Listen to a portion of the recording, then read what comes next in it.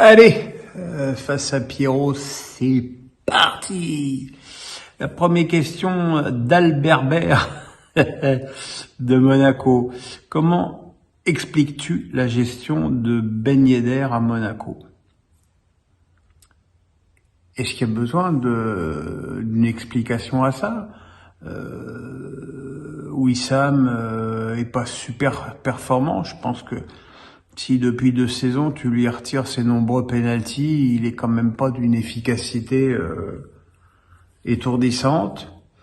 En plus, par rapport au jeu prôné par Clémence, son emprise sur le jeu est quand même très contestable, surtout comparé à la puissance physique d'Embolo. Donc je pense que globalement, Ben Yedder est en train progressivement de perdre sa place à Monaco. Et je pense qu'il aurait besoin d'un nouveau challenge.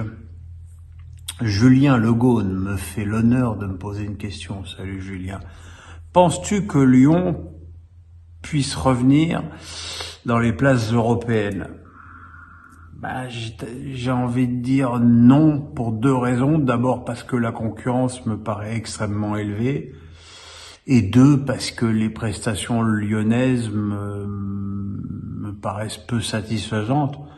C'est pas parce que t'as gagné à Ajaccio et à Troyes que tu peux dire que tu fais le moindre progrès. Et les 2 dernières prestations au Groupama sont extrêmement décevantes. Donc plutôt non. Alex Nissa du 06 me demande Lorient qui fait match nul à domicile contre Angers, qui met fin à sa série de défaites. Est-ce que cela est dû aux nouveaux automatismes à trouver offensivement avec les arrivées de Dieng et Fèvre? Oui, très probablement, parce que quand tu as perdu Ouattara et Mofi, qui étaient quand même 2 joueurs assez techniques certes, mais surtout très puissants, et que tu les remplaces par Dieng qui est certes dans la percussion et Fèvre qui est un joueur beaucoup plus fin et créatif, c'est sûr que ça change les choses et que l'escouade offensive de Lorient s'en trouve profondément modifiée et qu'il va peut-être falloir quelques matchs pour que ça se mette en place. Katia Banworth me demande que penses-tu de la victoire de Lille à Rennes et du super match d'André Gomez? Penses-tu que Lille peut encore accrocher une place en Ligue Europa? Tu vois, après Lyon, maintenant c'est Lille. Alors, déjà, je pense que si Lille avait fait preuve dans les matchs précédents de l'efficacité dont ils ont fait preuve à Rennes, ils y seraient déjà dans les places européennes.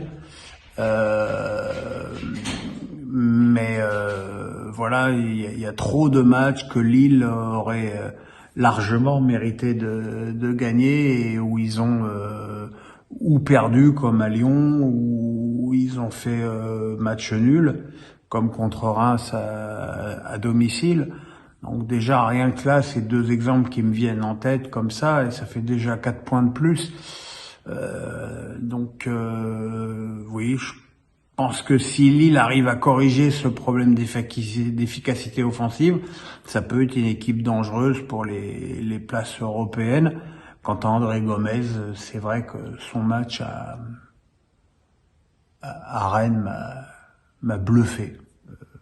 J'aimais déjà beaucoup ce joueur avant, mais là vraiment, il est très bon depuis qu'il est à Lille, mais là franchement, il a été exceptionnel avec des passes qui font avancer le jeu, et c'est ce qui manque par exemple terriblement au PSG. Alex Nissa encore me demande, sans faire un quelconque procès à Mbappé, est-ce qu'il a eu tort de rejouer aussi vite après la Coupe du Monde? Qui peut le dire? Qui le sait? C'est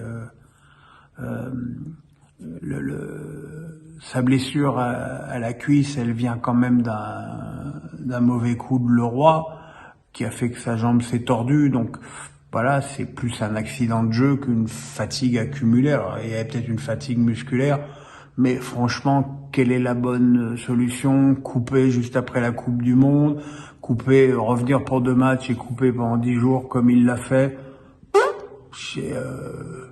À chaque fois qu'il y a un blessé en France, de toute façon, on cherche des raisons et des coupables. Et je pense que non. Je pense qu'on peut pas savoir et accuser encore une fois le PSG là-dedans me paraît très injuste.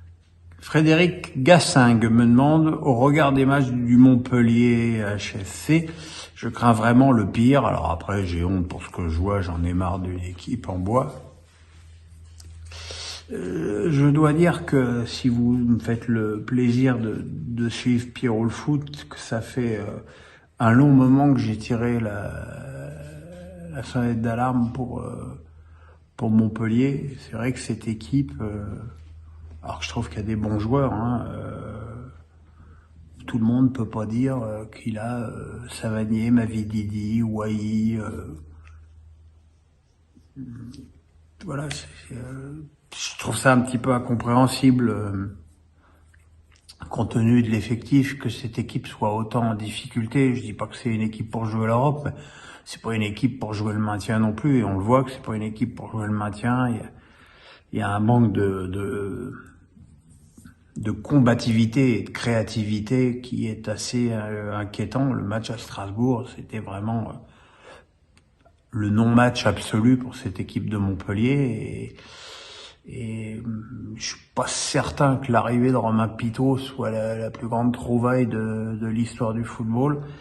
Et je pense que Laurent Nicolin ne va pas pouvoir faire l'économie d'un nouveau changement d'entraîneur et d'espérer qu'il se passe quelque chose, parce que pour l'instant, c'est une équipe que je vois effectivement en grand danger. Jean-Baptiste Montard me demande, bonjour Pierrot, que penses-tu des chants homophobes qui polluent chaque week-end les matchs de Ligue 1 sans aucune réponse ni sanction de la part de la LFP, encore entendu hier au Parc des Princes? Alors déjà, Jean-Baptiste, mon état de santé fait que j'ai pas été au stade de la saison, donc c'est vrai que les insultes homophobes, tu les entends pas à la télé, franchement. Après, il y a insulte homophobe et insulte homophobe. Si pour toi l'insulte homophobe c'est OIS enculé ou l'arbitre on t'encule, je rappelle à toutes fins utiles que la sodomie n'est pas une pratique homophobe, enfin homosexuelle, mais une pratique sexuelle. Même chez les hétéros, enfin chez certains hétéros en tout cas, les plus joueurs. Donc j'avoue ne pas avoir trop de réponses à cette question, mais je l'ai choisi parce que c'est évidemment un sujet important. Après, je sais qu'il y a des gens qui disent que c'est un peu rentré dans le folklore des supporters. Je pense qu'il y a des choses largement aussi graves que les insultes homophobes dans les stades, les insultes racistes, évidemment les jets de projectiles et tout ça. Voilà, il faut être vigilant, mais je suis pas hyper choqué par ce que j'ai pu entendre, je le répète encore une fois, à la télé. Medave Prod, il y a que des copains lundi. Salut Pierre, penses-tu possible les objectifs fixés par Jean-Michel Aulas pour Lyon, qualification en Coupe d'Europe cette saison, qualification en C1 la saison prochaine, la première place dans les 3 à 5 prochaines années? Jean-Michel Aulas, comme d'habitude, il fait de la com, alors il en fait pas toujours de la bonne, pas certain, et les supporters de Lyon avec moi, que beaucoup aient goûté sa sortie anti-Juninho. Cette équipe il y a trop de choses à changer dans cette équipe de Lyon pour qu'elle puisse être vraiment performante.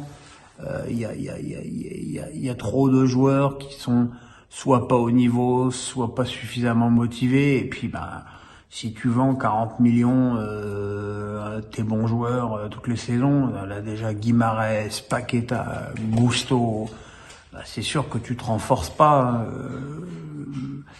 Voilà, donc je suis pas très confiant pour l'avenir proche de l'Olympique Lyonnais, à moins que Textor ne sorte le gros chéquier, ce qui ne semble pas du tout être dans l'air du temps.